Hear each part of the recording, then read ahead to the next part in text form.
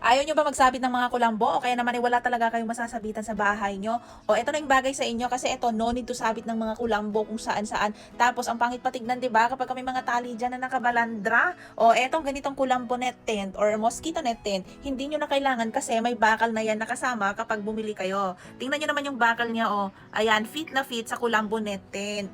O, 'di ba? Ang ganda. Tapos napaka-aesthetic pa at napaka-safe niyo pa sa loob. Ang pinaka best part, may privacy na kayo. Oo, 'di ba? Yung kurtina na 'yan, natatakpan niya yung buong 'yan hanggang dito. Kasi ito hindi na kailangan kurtinahan dahil nga ganito naman na siya o tela naman na siya. 'Yan yung ceiling, okay? Yung nasa itaas nyo. Nakakatayo ako diyan kasi ito 170 cm yung taas nito. Ako 165 lang or 5'5".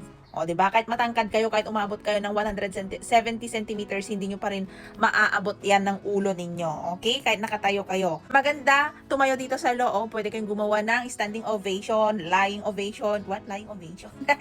So, ayun. Kung ayaw nyo magsabit ng mga kulambo, ayaw nyo may nakabalandra dyan ng mga tali, ganyan. O, 'di ba? Ito talaga ang bagay sa inyo. Plus, may full privacy na rin po kayo kapag ganitong mosquito net tent ang ginamit ninyo.